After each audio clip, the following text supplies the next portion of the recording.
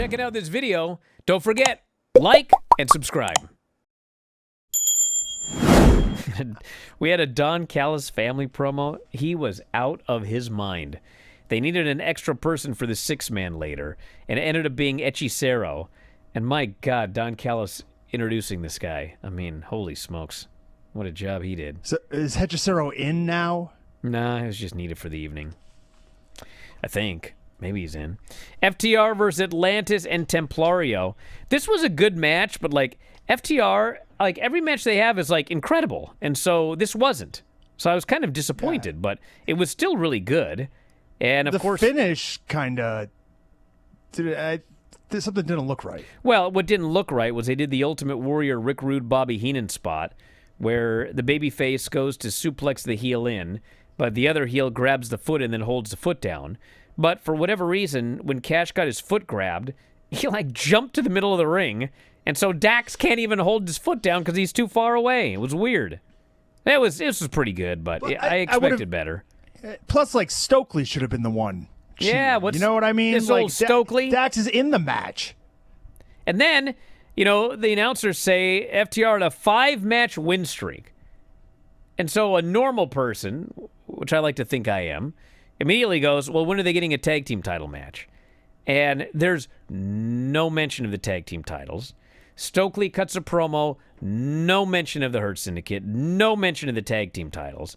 It's like they've got the belts on Hurt Syndicate, but they don't want to beat them or even really have them sell for anybody.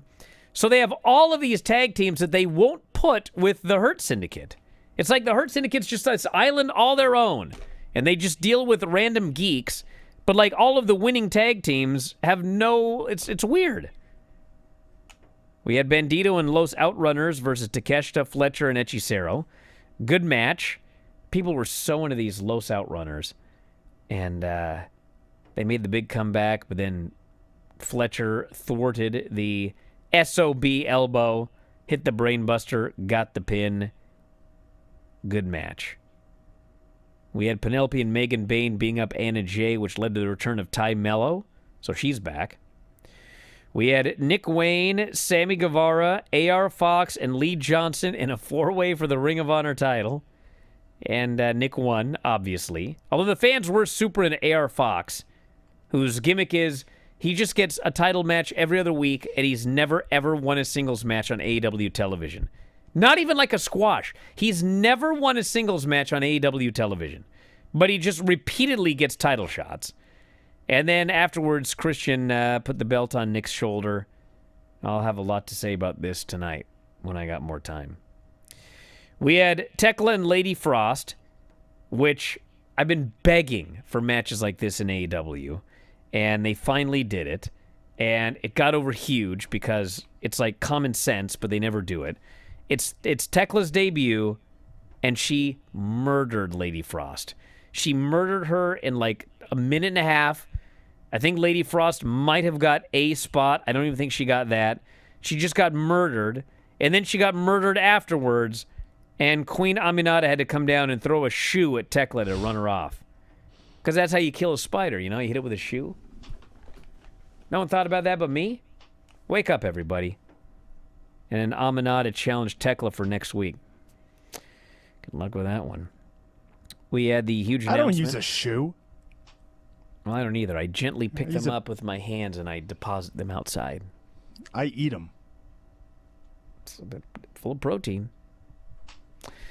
RPG Vice and Josh Alexander and Lance Archer versus Paragon and Danny Garcia. Man, what is it with this poor Paragon? They are always put in like the most...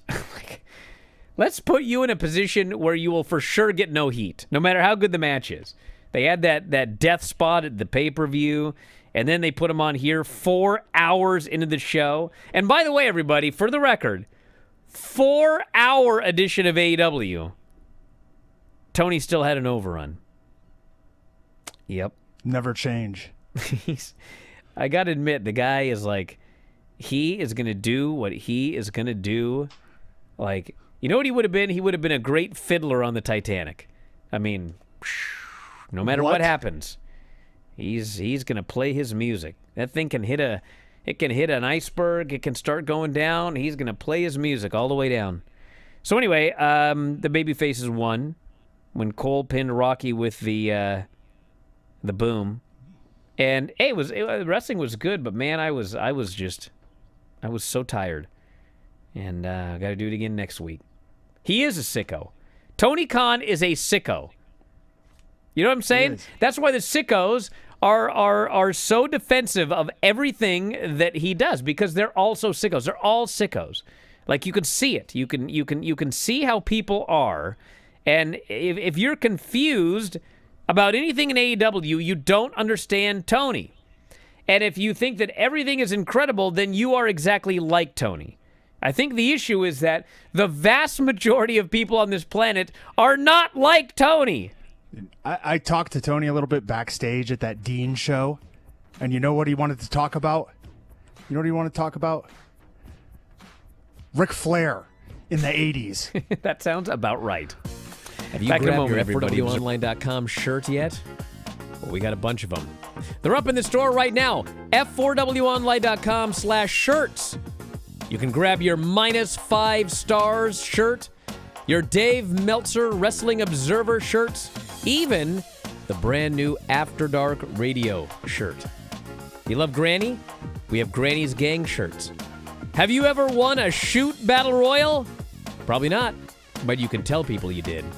So check out the store. All of these great shirts and more. It's through Pro Wrestling Tees. F4WOnline.com/shirts. That's F4WOnline.com/shirts.